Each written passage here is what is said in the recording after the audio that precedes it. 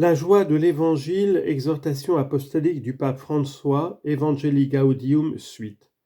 Troisièmement, le bien commun et la paix sociale, numéro 217. Nous avons beaucoup parlé de la joie et de l'amour, mais la parole de Dieu mentionne aussi le fruit de la paix. Confère Galates chapitre 5 verset 22. La paix sociale ne peut pas être comprise comme un irénisme ou comme une pure absence de violence obtenue par l'imposition d'un secteur sur les autres. Ce serait de même une fausse paix que celle qui servirait d'excuse pour justifier une organisation sociale qui réduit au silence ou tranquillise les plus pauvres, de manière à ce que ceux qui jouissent des plus grands bénéfices puissent conserver leur style de vie sans heurts, alors que les autres survivent comme ils peuvent.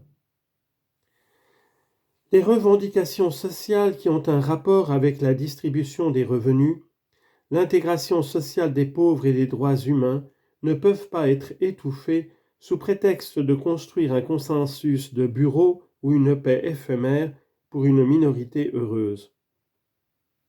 La dignité de la personne humaine et le bien commun sont au-dessus de la tranquillité de quelques-uns qui ne veulent pas renoncer à leurs privilèges. Quand ces valeurs sont touchées, une voix prophétique est nécessaire. La paix non plus ne se réduit pas à une absence de guerre, fruit de l'équilibre toujours précaire des forces. Elle se construit jour après jour dans la poursuite d'un ordre voulu de Dieu qui comporte une justice plus parfaite entre les hommes.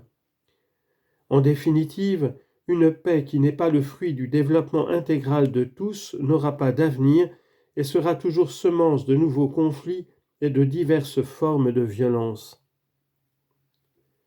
En chaque nation, les habitants développent la dimension sociale de leur vie en se constituant citoyens responsables au sein d'un peuple et non comme une masse asservie par les forces dominantes. Souvenons-nous qu'être citoyen fidèle est une vertu et la participation à la vie politique une obligation morale. Mais devenir un peuple est cependant quelque chose de plus et demande un processus constant dans lequel chaque nouvelle génération se trouve engagée. C'est un travail lent et ardu qui exige de se laisser intégrer et d'apprendre à le faire au point de développer une culture de la rencontre dans une harmonie multiforme. Pour avancer dans cette construction d'un peuple en paix, juste et fraternel, il y a 4 principes reliés à des tensions bipolaires propres à toute réalité sociale. Ils viennent des grands postulats de la doctrine sociale de l'Église, lesquels constituent le paramètre de référence premier et fondamental pour l'interprétation et l'évaluation des phénomènes sociaux. À la lumière de ceci, je désire proposer maintenant ces 4 principes qui orientent spécifiquement le développement de la cohabitation sociale et la construction d'un peuple où les différences s'harmonisent dans un projet commun. Je le fais avec la conviction que leur application peut être un authentique chemin vers la paix dans chaque nation et dans le monde entier. Le temps est supérieur à l'espace. Il y a une tension bipolaire entre la plénitude et la limite. La plénitude provoque la volonté de tout posséder, et la limite est le mur qui se met devant nous. Le temps, considéré au sens large, fait référence à la plénitude comme expression de l'horizon qui s'ouvre devant nous, et le moment est une expression de la limite qui se vit dans un espace délimité. Les citoyens vivent une tension entre la conjoncture du moment et la lumière du temps, d'un horizon plus grand, de l'utopie qui nous ouvre sur l'avenir comme cause finale qui attire. De là surgit un premier principe pour avancer dans la construction d'un peuple: le temps est supérieur à l'espace.